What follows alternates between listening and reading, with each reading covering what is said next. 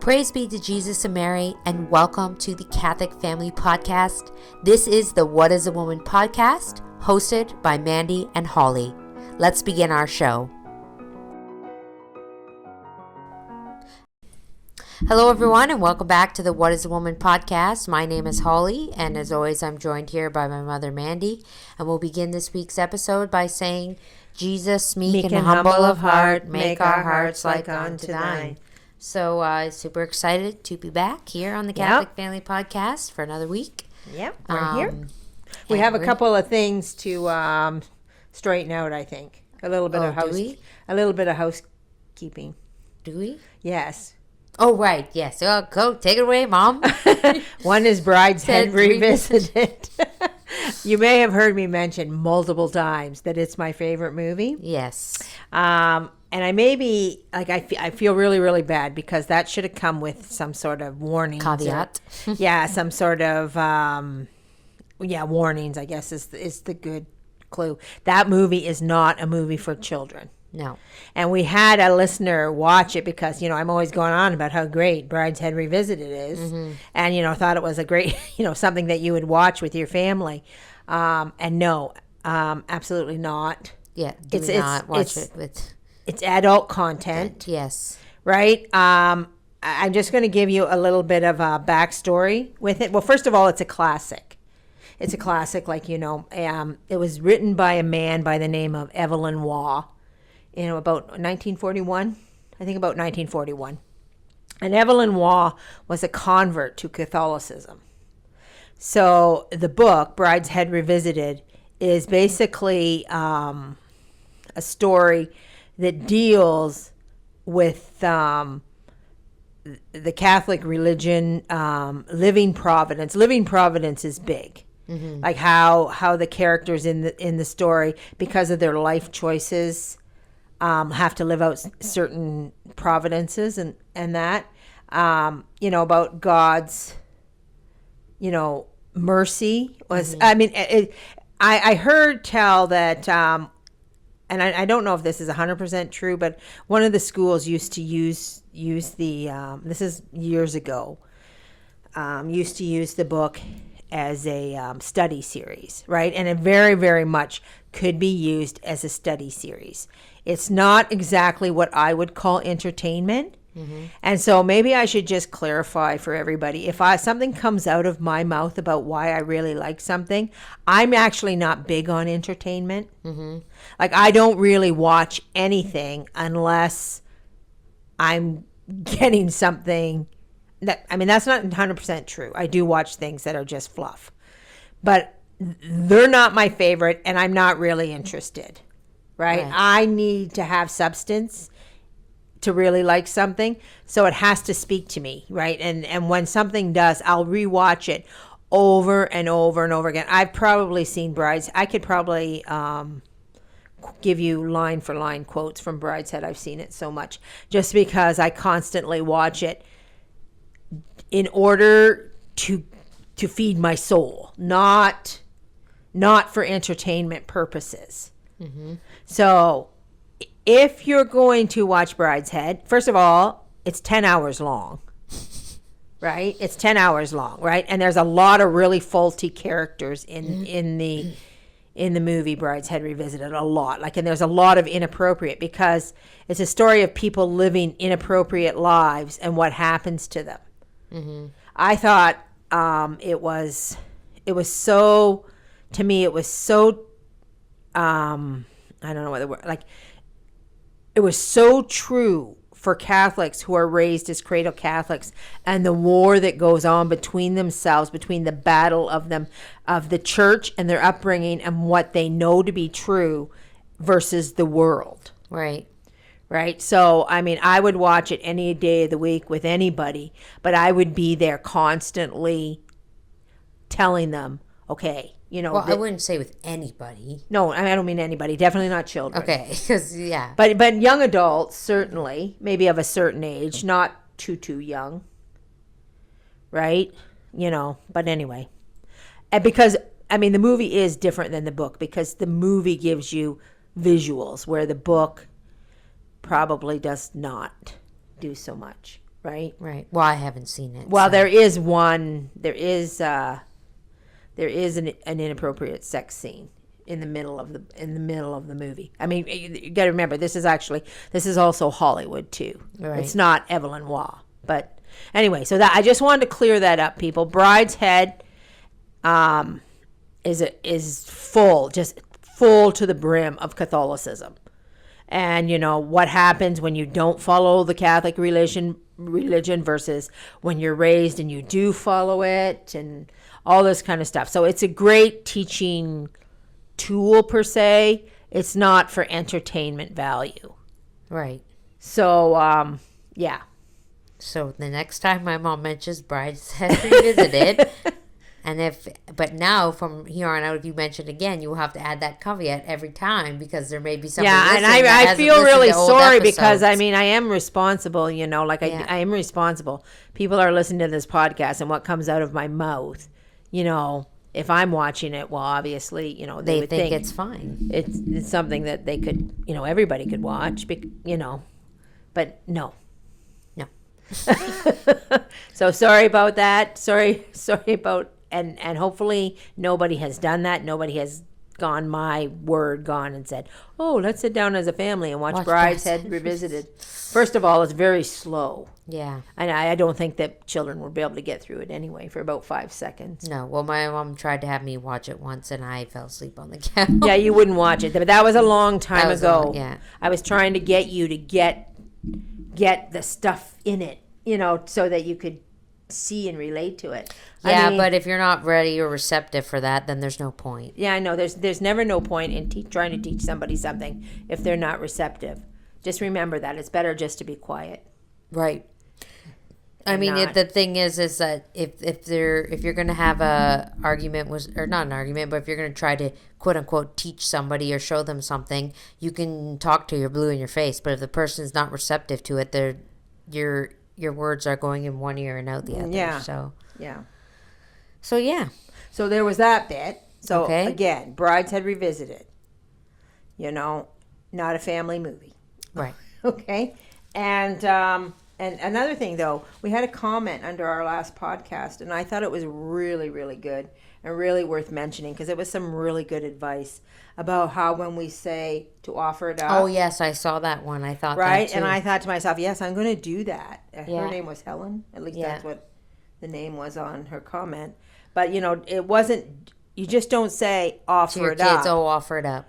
You have to kind of give them more information, and this is so true. I remember talking to a young girl years ago, and she was like about 18 or so, and she said to me, "My mother said offer it up my whole life. I never got that."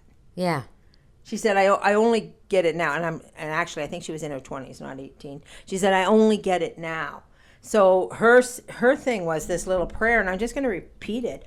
It said, oh my God, it is for love of the conversion of poor sinners who have no one to pray for them. Yeah. Right? So, she said, that's why you suffer. Right. Like, offer it up. I mean, that's okay for us people that know what offer it up means. But for a kid, child. For children, I think they need more explanation. Like, she's absolutely right. No, she is. 100%. So I'm actually going to stop what I've always been doing. Well, we heard that our whole lives. Yeah, offer it up. Yeah, offer it up. I'm a little late with this with my own children. What do you mean? It won't work on us? But anyway, so that's a couple things I just wanted to get out of the way before we clear the air. And you did something that maybe.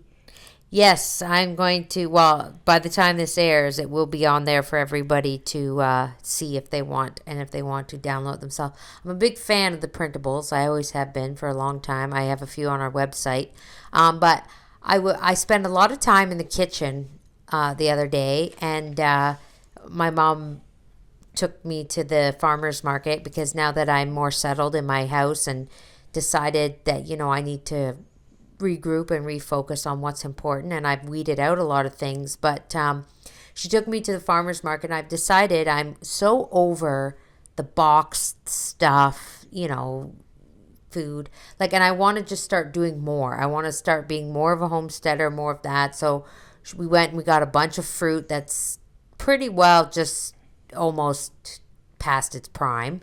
And then we bring it home and I want to freeze it and whatever. So anyways, to make a long story short there, that was kind of got really off topic there. But I was spending the whole day in the kitchen cutting up fruit.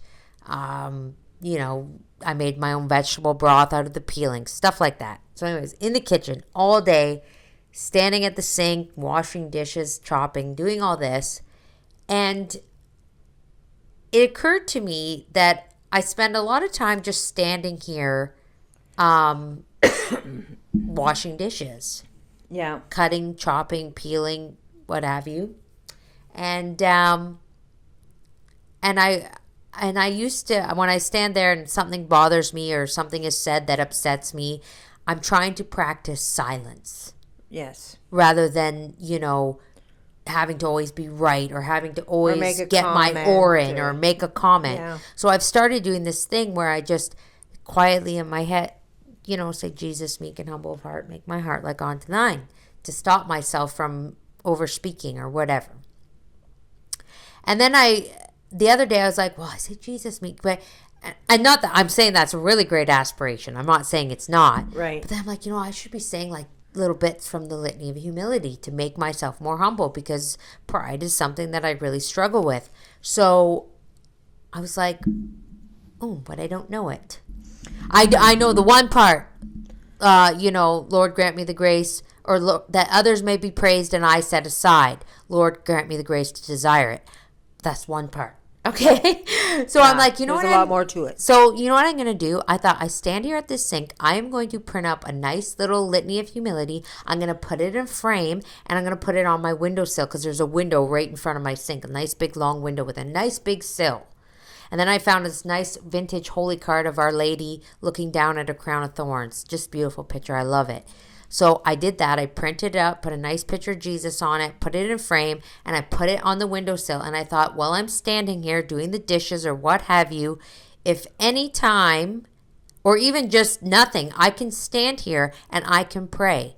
I can look at that picture and I can recite, because really there's not much work that goes into doing the dishes. Right. You don't even have to look in the sink when you're doing it, No, it's one of my favorite jobs. I love doing the dishes. Because you can zone out. Yeah, I love doing the dishes. You don't have to think. You don't have to So I framed this up, and you'll see the nice picture there on the website of my little display. And I thought, people are always saying, home altars and stuff. And that's great. And I have multiple areas in my home that could be considered home altars, I guess. But I thought, I'm going to turn this windowsill into a little spot for prayer and reflection. Right. Like if I have to stand here all day and cook and do dishes and do what God commands of me. Right. I might as well be praying while I do it. It's a quiet moment of time where you're doing the dishes. Why not use that time to pray and give that quiet moment to God too? Yeah. And I will add that you don't have little children.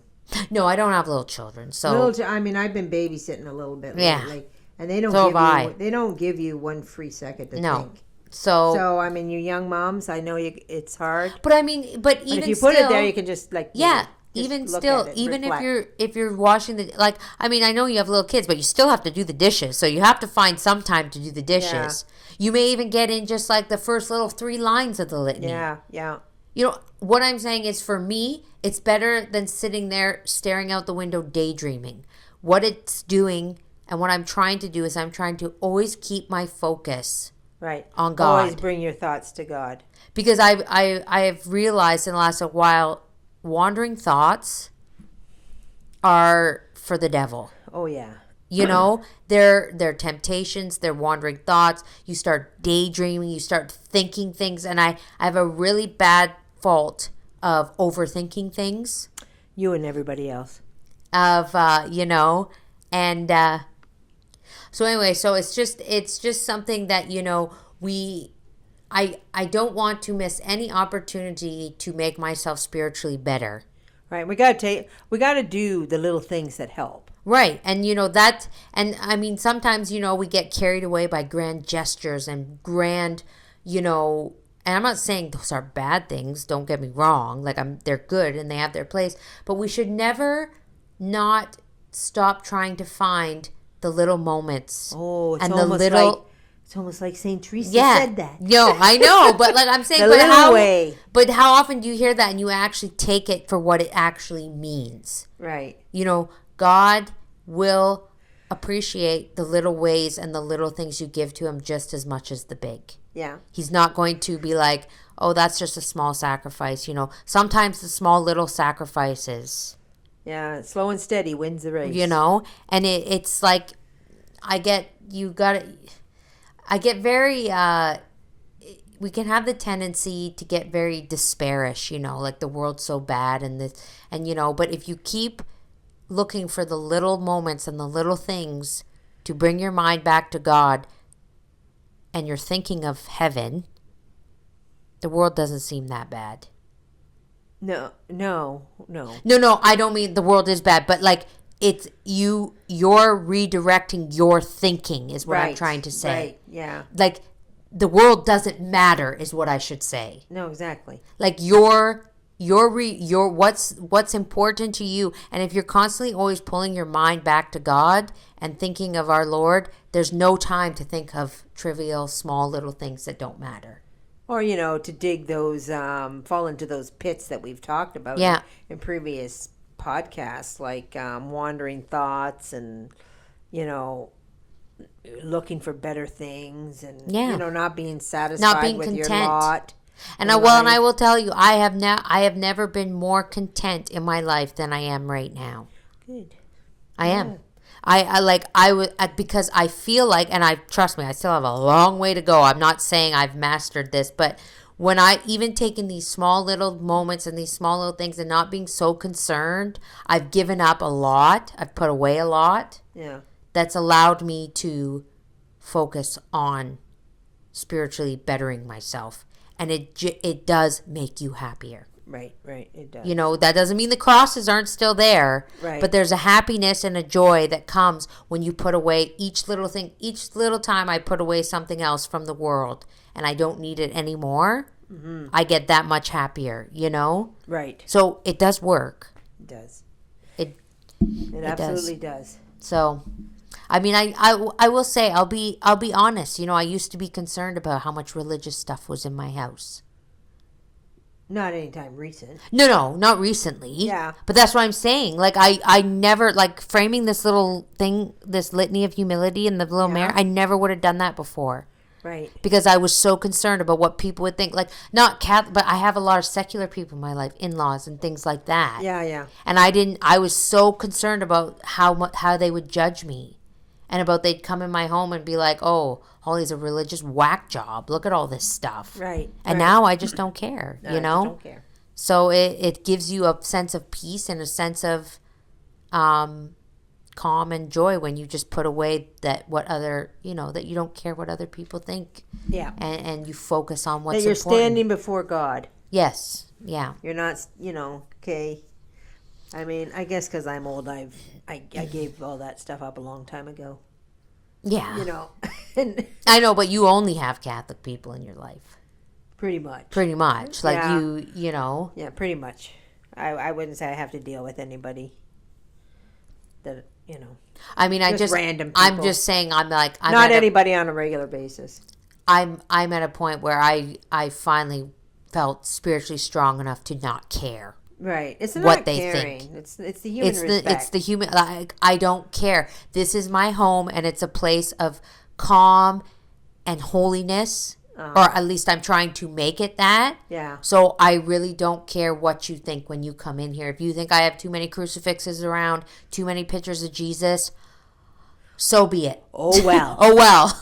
You know, like that's sad for you. That's sad for yes, exactly. So, but I'm saying there was a time where I'm going to admit, ladies, there was a time where and I hate saying it, but in all honesty, I'm being honest with you, there was a time where I was afraid to hang a crucifix in my home. Mm-hmm. Yeah, I don't know if I remember the very first. I mean, because ladies, please try to remember, if you're new here, I fell away from the faith for 5 years. No, I so know. there was a period of when I came back that I had to readjust myself that I was Catholic again. You know, and I told my story of how I became traditional. I don't know if I told the story of the crucifix, but I didn't have anything religious in my house. Like, and here I am, a cradle Catholic. You know, I was going to the novice order and all this stuff. I was cradle. I didn't have a single solitary religious item in my house, not one. And my father and I became traditional Catholic.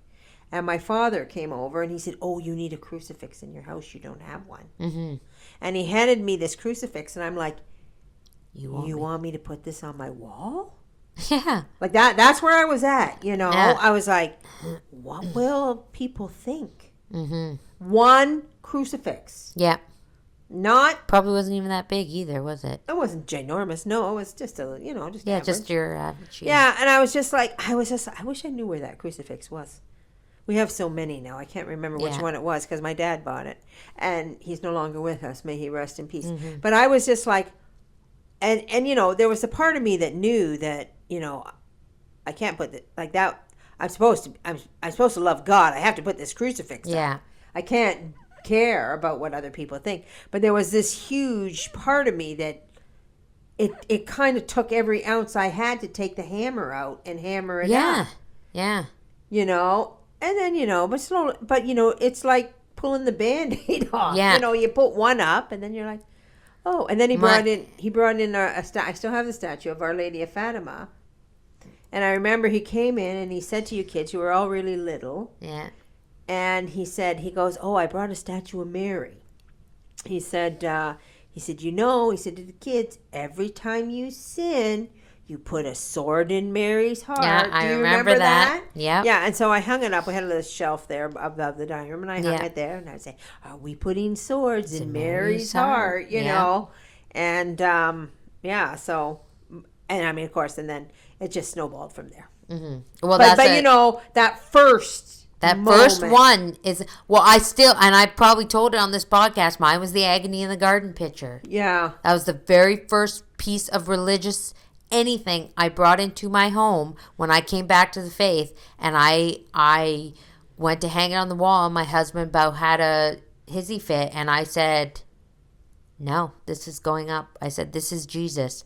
You want to take that picture down, you be my guest. But I feel sorry for you if you do." Yeah. And he never touched it. And then once that was up and it was fine, then it really started and it didn't stop. Yeah, it didn't stop. To now where all my art is predominantly religious. Right. Like there's probably actually not a piece of, well, except for family photos, every framed art in this room is a religious photo. Yeah. So there you go. So anyway, so I'm going to put that Litany of Humility up, and I did it up really nice. I love to make things pretty. I will say that. So I did it up with nice font and nice background and I found this beautiful vintage picture of the child Jesus, and that's on there. So you can print it out, you can frame it, you can tack it up on your wall, and it's just and I thought, you know, you're not going to be reminded to pray unless these things are around you. Right. Like it reminds you, it keeps you, you know, because normally I would just stand there and stare out the window and look at the forest or something, you know. But now it's in my face and my forefront, and I'm like, oh yeah, I'll take this quiet moment and say a nice prayer, you know. Right, and maybe I might even go around I might switch it out later, you know, and put a different prayer there after a while or something. But I believe, I love the Litany of Humility, and I need to say it more often. So. Right. So, you know. So anyways, so that's that. So to our book. To our book? Well, first of all, about our book, I got to tell you. It is, we're studying works of mercy. Right. Now, here's the thing, is I always thought myself to be a very charitable person. Mm-hmm. Like, I always thought I was charitable. Mm-hmm. And once we started reading this, the lid got blown off my can because I'm like, whoa. You know, man. And now, you know, you start to worry. You're like, have I been charitable enough? Like, I don't feel like I've ever been charitable. Like, I mean, these are sincere thoughts in my head, you know. I'm just like, I've not. And then not only that, so once we started reading this, and this is what happens with God. He peels a little onion away, right? The onion, you know, layers. There's so many layers. And all of a sudden, everywhere I look and everywhere I read is the same thought over and over again. Like, and at first I said to myself, boy, God, you're just putting everything in front of my face to, you know, prove your point. Right. And then I said, no, that's not true. It's always been there, and I've never seen it. Mm-hmm. So that's how the onion works. That's when they pull apart, when you pull off a piece of the onion, all of a sudden you see stuff that you never saw before, even though it was right in front of your face. Right. So first of all, we're talking about the works of mercy, which is, charity. And so the chapter itself, I find very to the point, very direct about what we are required to do. Mm-hmm. Right? So then I'm picking up this book. I pick up this book I find in my house called Prayers. This book is very odd, but I mean, I could do a whole nother podcast on this book. But anyway, the very first thing I read, I pick up this book and I read, this is what I read. He who has begun to give himself to others is saved. Mm. Just like that. Yeah. He who has begun to give himself to others is saved. And I'm just like, is saved? Like, that's, like, to me, it just like charity, and of course we say it all the time. We say the greatest of these is charity. Right. We say it all the time. We say the greatest of these is charity. And you say, and I say every time somebody's doing something and they don't really want to do it, or, they're finding somebody annoying, like the first words out of my mouth are, charity cover a multitude of sins. You know, I said, well, boy, does it ever cover a multitude of sins, because he who has begun to give himself to others is saved. So okay, if that's not enough, then I'm reading something else. So I'm going on. I'm doing St. John of the Cross, and I'm doing your novena. A novena. And day 9 of my novena of St. John of the Cross, this is a quote from St. John of the Cross. In the evening of life, we will be judged on love. Love being charity. Right. So I'm just like, we will be judged on, like, we're going to be judged on how charitable we have been. Right. So I start to, once we get into this book, because it's been like blowing my mind. And I know this sounds kind of silly, ladies, because I've always known that charity cover a multitude of sins. I've always said this. We have to be charitable. We have to be kind. We have to be charitable. I'm always saying this. This is nothing new to me. But to the level of the charity that's required, I'm like, I don't think we've ever been doing enough. Well, yeah, you start to think, I think I fall very short. And so, especially when you see how much it actually is demanded. Right. And how can you be, Catholic like myself for, how long have I been? Are we up to 35 years now? I'm losing all kinds of track of time. And not realize the depth of the necessariness it is to be charitable. Mm-hmm. It's just mind-blowing. And then you see that it's in absolutely every single thing I read and every single thing I pick up. Right. So anyway, I want us to continue on. And remember that? And remember this, because this book is going to tell us some pretty heavy-duty things, some more. Okay. All right, so picking up where we left off in the last podcast, quote, "But the difference arising from the inequality of fortune does not prevent men from being equal in the sight of God, or equally belonging to him, since he created them all by his power and redeemed them by his love, and all have the same origin and the same end. God is equally in the rich and in the poor, in the former to inspire them with compassion and charity, and preserve them from pride, in the latter to inspire them with humility and patience, and to preserve them from despair." End quote. Right. I mean, I think we touched on this briefly before we ended last week, was that everybody is equal, yes, to God. Yes, we touched on that. We did touch on that, right? So whether you are poor or whether you are rich, you are equally as important to God. And we have to keep that in mind, because God's going to ask some crazy things of us. And and honestly, just think about that for a second, because you see a lot of people, they say, or they feel like, I'm never going to amount to anything. Like, look at all these other people out there. You look at all the people with wealth and fortune and fame and whatever, or prestigious titles. Yeah. And you say, I'm never going to amount to anything. everybody has the ability to become a saint. They can, no matter their station, no matter their wealth, no matter what family you were born into. right. God has given everybody the ability to become a saint. Nobody is beneath that. Or excluded is the word I'm looking for. Yeah, that's the right word. Nobody's excluded from becoming a saint. Everybody can obtain that title. Right. And if you don't, this is the other thing too. Like, you have to believe that, right? Like, that everybody has that opportunity. And sometimes we make a bit of excuses. Right. Say, well, they can't do this because of blah, blah, blah. Yeah. You know, like, I don't want to get into specifics. But when you say a person can't do something because of blah, blah, blah, what you're saying is God didn't give them the ability to be a saint. Right. Which is not true. Which is not true. All people were created with the equal ability to do it's what God wants of everybody. Mm-hmm. I mean, it's not going to happen. Many are called, few are chosen. Right.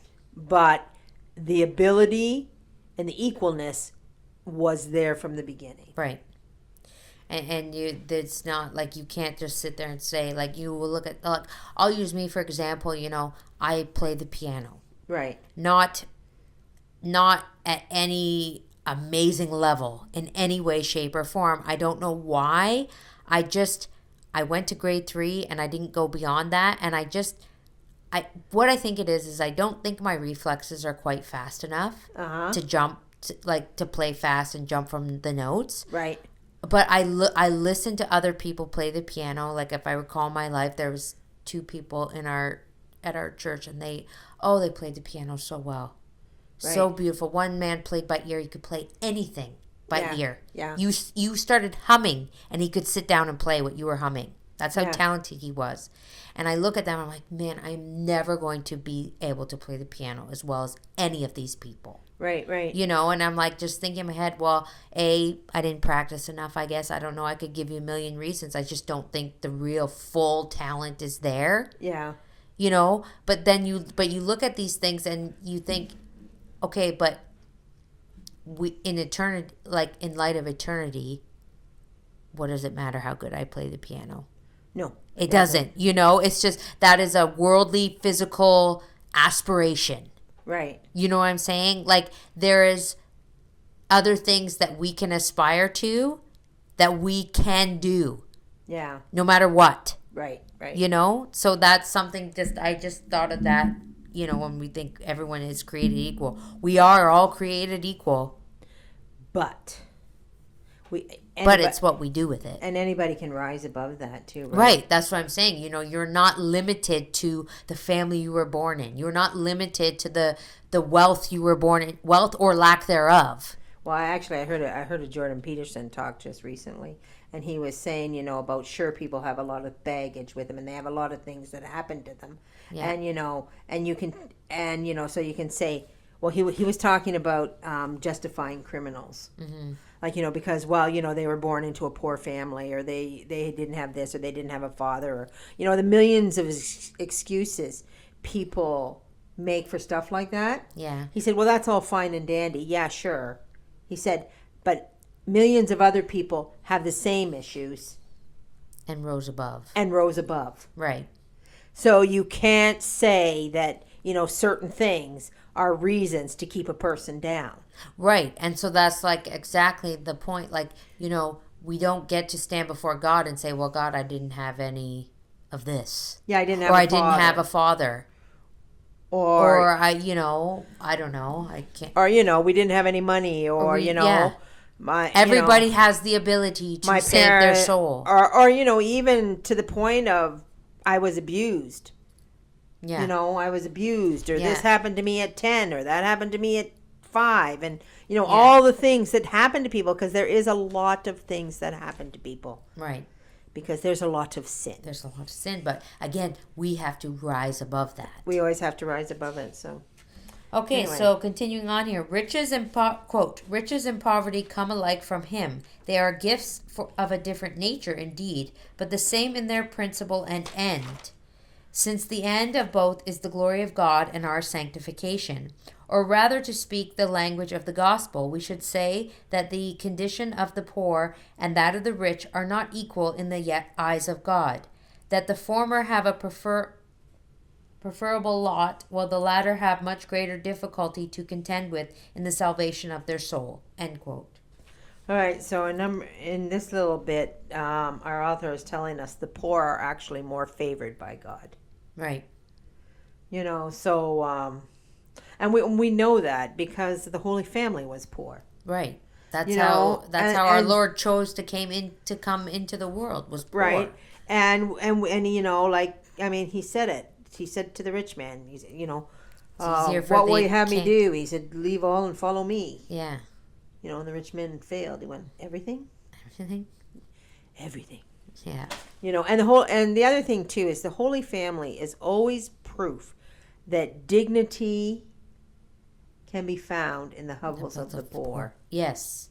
Right? Like, just because you're in the hovels of the poor doesn't mean you don't have to be dignified. There's not dignity, and there's not decorum, and there's not all the proper things.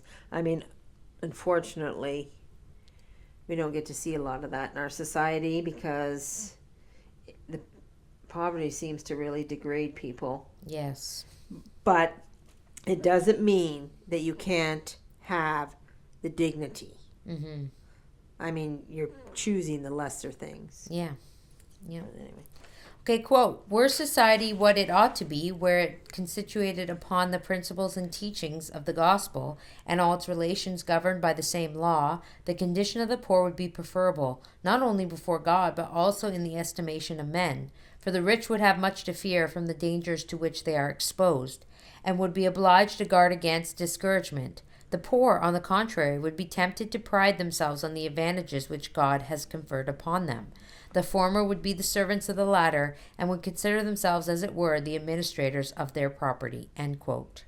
Right. So, again, that the world, if it were to be the way it was supposed to be, the poor would hold the highest place. Mm-hmm.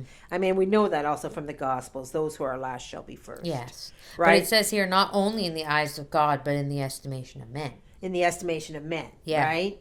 So, but that's always like, even those who are last shall be first. Like, nobody ever wants to be last. No. Like, in the estimation of men, everything is backwards. Right. Right? Everything is always backwards compared to the way God sees things. And then what they're saying here then is that if that were the case, then the poor would be tempted to pride. Yeah. Thinking that they were, yes, above the rich, because they're like, I'm going to use quote unquote the chosen good people. Yeah, we're poor, we're chosen. Yeah. We're poor, we're chosen. You're rich, you filthy dog. Yeah. That would be weird. It would be weird. Quote, it is not to be denied the gospel is loud in its enunciation of riches and in its menaces against the rich, while it is equally emphatic in the praise of poverty and in the encouraging congratulations to the poor. We should also bear in mind that the principal subject of condemnation at the judgment seat of God is the insensibility and the hard-heartedness of the rich towards the poor, and that God holds himself personally outraged in the latter, when they are unfeeling repulsed by the rich. End quote. Yeah, so, wow to you who have money. Yeah. Read that last part again. God is the insensibility and hard-heartedness of the rich. The judgment seat of God is the insensibility and the hard-heartedness of the rich towards the poor, and that God holds himself personally outraged in the latter. Personally outraged at the rich who do not look after the poor. That's, yeah. Like that, I mean, you can, it seems to me like you can do a lot of things. You can do a lot of sin. But if you have money, you cannot not look after the poor. Yeah. Like, there is absolutely no excuse. Yeah. According to God. Yeah. Like, I mean, you're gonna get, to your judgment, where nothing is hidden. Yeah. Everything is exposed, and you're not going to be able to come up with excuses. Yeah. Yeah. Yeah, that's Like, doesn't it give you a little bit of a perspective on, maybe I don't need any money? yeah, it gives me a little bit of a chill. Maybe I don't need any money. It gives me like maybe maybe I should want for nothing. maybe I should want for nothing. You know? Because that, to me, that sounds like money now seems like that's a lot of responsibility. Yes. To make sure that you are doing with that money that God, and it said in the beginning, or well, not the beginning of the chapter, but where we started off, that is a gift. If you have been endowed with richness, yes, that is a gift from God. Exactly. And basically what the author is telling us here is that you better use it wisely. Right. And charitably. You better distribute your wealth and look after the poor. Exactly.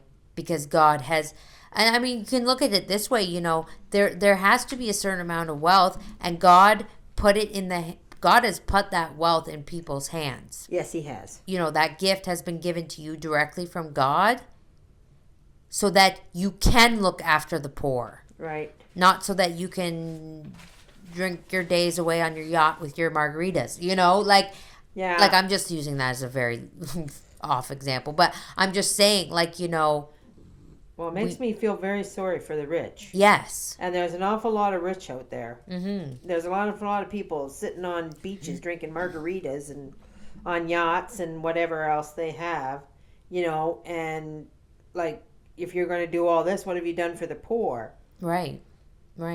Okay, so continue on here. I just want to... You got something else? Yeah. I want to talk to some about the talents. I posted it because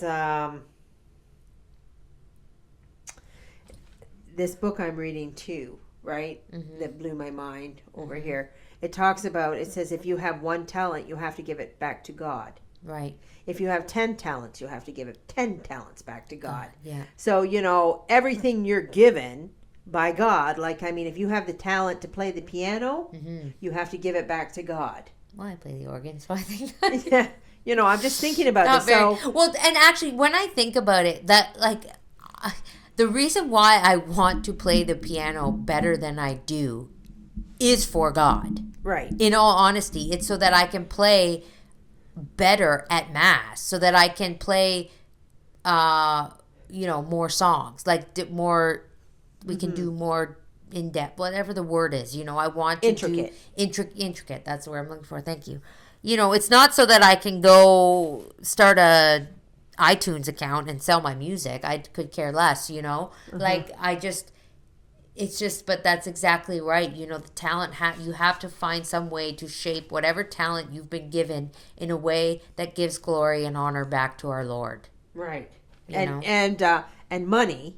When they say talent, what they mean is a gift. Yeah. When we use the word talent, we mean a gift. Mm-hmm. And so if God has given you money, you have to use it mm-hmm. to serve God. Yeah. Okay. So quote, to give a more imposing character... Oh, sorry, I skipped a paragraph. 1 second here. Quote, in representing the last judgment under its most consoling aspect for the just and in its most alarming character for the wicked, our Savior makes a special mention of the merciful deeds of the former, to which he seems to reduce all their obligations and sums up the accountability of the latter in their want of attention to the poor. End quote. So what happens here is if you're poor, your obligations are reduced. Right. You don't have so many obligations. And if you're rich, your accountability is raised. Well, and you know what? That makes perfect sense. Of course it is, because you've been given a lot. Yeah. Of course you have more accountability. I know. You've been given a lot, and you have to make sure that you are doing what's right with it. Right. So the poor's obligations are reduced. I mean, not to quote Spider-Man. Spider-Man. Everybody knows. Okay, but everybody. Okay, what is a woman has been reduced to quoting Spider-Man. Let's hear it. But everybody knows the uncle says to him, "With great power comes great responsibility. Right. And I mean, it is. I mean, you can take these they're dumb. I'm not suggesting anybody go watch superheroes. Right. I don't watch them, but everybody knows that's what the uncle said. It's all over the place, okay? Well, I have the tune from Spider-Man memorized. Well, there you go. From my youth. So anyways, but that out of all the garbage that goes on in those stupid superheroes, but that is true. Right. When the uncle says that to him, with great power Power. comes great responsibility. Right. So you've been given this power. I mean, if we take this and flip it into the Catholic sense, Right. even us as Catholics, we have been given a great power of our faith. Right. That comes with great responsibility. It does. To be charitable and to be the light of the world. To be the living gospels. Like, so Yeah. when you talk about being charitable, that means you have to be the living gospel. Right. You have to be the gospel in color. Yes. You know? Yeah. You know what I mean? Yeah, I hear you. Okay, quote. To give a more imposing character to the encomiums, sorry. That means encomiums. Oh, that means I had to look that up. Did I was you look like, it what up? the heck kind of word Yeah, is tell me that? what that means. It says the writing that praises someone highly. Okay. So it's writings that praise someone highly. So Okay. He bestows upon the charitable and to the condemnation which he reserves for those who are not so. He requires that he alone be viewed and recognized in the persons of the poor and suffering, not that there are no other good works than those of mercy, or no other crime than the hard-heartedness towards the poor, but because works of mercy are more decisive in the affair of salvation, end quote. And I mean, to me, that right there just sums up he who sheltered me, or he, what am I? a quote. No, what our Lord said. What? Why am I drawing a complete blank on this?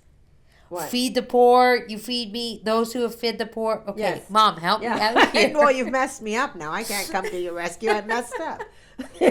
So, well, anyway, so here, well, you think about that while I go on here. So, when did I see you and you gave me to eat? Is this what we're Yes, talking- that's what Yes. I'm talking about. Okay, Sorry. Here is the great possibility if you are rich, right? Like there's huge reward for you. Right? Look at all the people out there that are really have great opportunity to have massive reward in the next life. Yes. Like when I think about that, I think the biggest example of the saints is Saint Elizabeth of Hungary, because she was a queen, right? Yeah. And her big example was that she just took everything and just went and constantly fed the poor. Yeah. That's what she did. Yeah. She didn't, revel in her riches. No. And I mean, why I said that, if I can get back to my colossal mess up here, but Yeah. it's because, he requires that he alone be viewed and recognized in the persons of the poor and suffering. He is capitalized. So they're referring to God.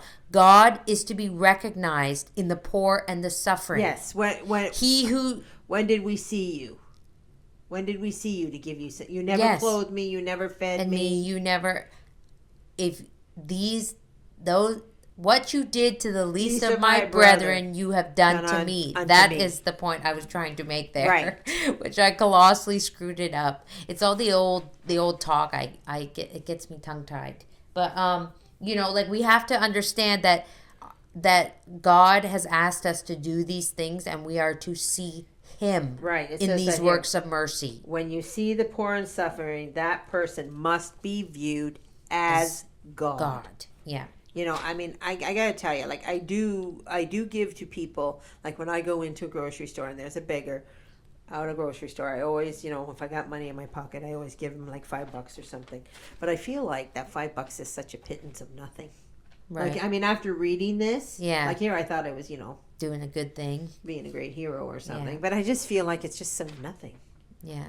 In comparison, if I was, would I get? I don't know. It seems kind of crazy, but like if I was viewing that person as God, would you walk by God and go, "Here's $5"? Yeah, But really, that's what our book is telling us. You have to view the poor and the suffering.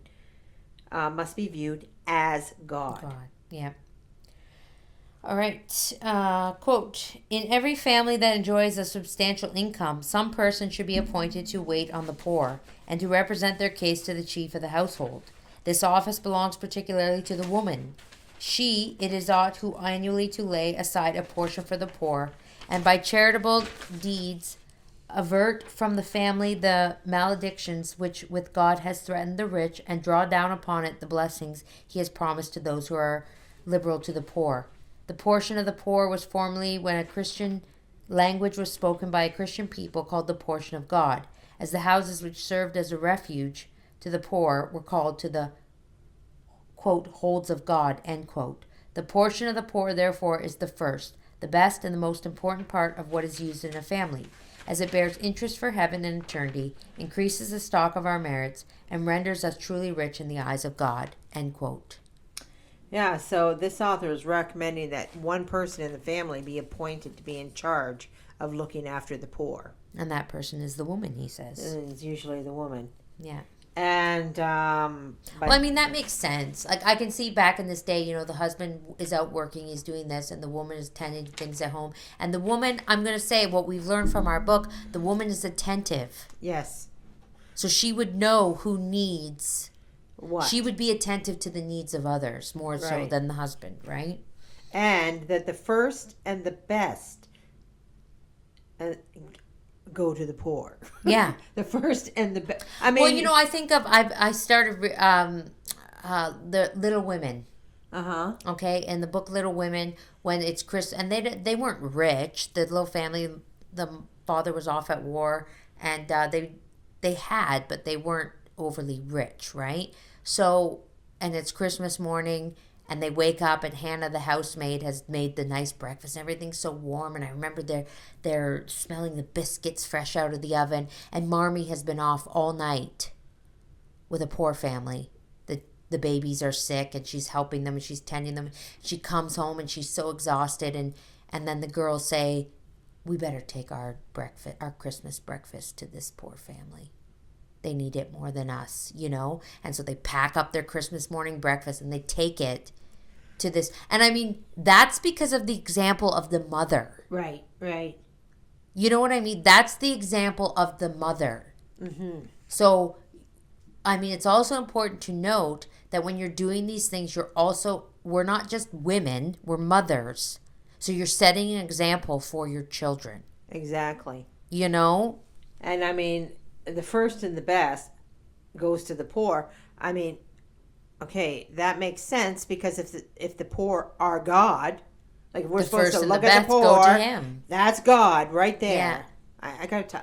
I have to tell this story. Oh, okay. Because it was. Is this about the bomb? Yeah. You've told it on the podcast before. My brother? No. The homeless man that came in for dinner? Christmas dinner? No. Oh, okay. Then another story. Never mind. No, but my brother had an experience. He was really at a very, very low point in his life. Oh, right. No, you haven't told this. I mean, I've experienced this too in my own life, where at a low point in my life, somebody came in and talked to me, and it was like they knew everything about me, and I didn't know them. Mm-hmm. Like, I've experienced that, and my brother had experienced it too. Right. This man came in, and it was like he was telling him his life story. Mm-hmm. And then he said to him, he said, "You want to find God?" He said, "You go down to the corner of Richmond." Yeah, he said. Well, our listeners may not know what that means. But it's our downtown. It's our downtown core in London. bummy area. Yeah. And he said, "You go down to that." He goes, "You down to the corner." He said, "That's where God is." Mm-hmm. Hmm. And my brother, you know, like, this was a very down, and this man revived him, you know, and he believed it to be of a supernatural nature. Mm-hmm. I believe it to be of a supernatural nature too, but he told him that's where God could be found. Yeah. Hmm. It was just and we know that because this book tells us that. Yeah. Right? We have to, when you see that, you're looking at God. Right. Yeah. Okay, quote, alms deeds persevere money from the rust which is, as it were, inherent in it, and prevent it from becoming the mammon of iniquity which is called in the gospel. The charitable woman uses the goods of this world as the bee makes use of the flowers. From things that are perishable she extracts a pure and delicious honey, which nourishes and rejoices the heart, and gives the soul strength to persevere in seeking its end, and happily to attain it. End quote. Yeah, so she just gives a little reference to the bee. I always love a little reference to the bee. Yeah. They're my favorite, even though I can't get near them, but they're still my favorite. You know how she takes from the flowers and then turns it and distributes it all. Yeah, I just kind of like that. Okay, quote, a truly Christian woman who is deeply sensible of her duty always manages to save for the poor the share to which they are entitled, and although she cannot dispose at discretion of what belongs to the family and is bound in such cases to consult her husband, she will almost always excite in him the feelings of compassion that animate her own bosom. Were she to appeal to him in behalf of the poor with as much eloquence as she displays in importuning him for an article of dress, she would easily succeed in persuading him and obtaining for them the necessary assistance. End quote. Right. So the Christian woman is deeply, a truly Christian woman is deeply sensible of her responsibilities in which she must look after the poor. And it says here, like, obviously she doesn't have the full say, the husband does, because she can't just take everything the family owns and give it to the poor. Right. You know, but it says, like, you can sure get the money out of your husband for a new dress. Right, and a woman can be very persuasive. She is very persuasive. That is why this responsibility has been endowed to her. Yeah. Because, I mean, women are of a more caring nature than men. That is just a fact. Mm-hmm. That's why we're mothers.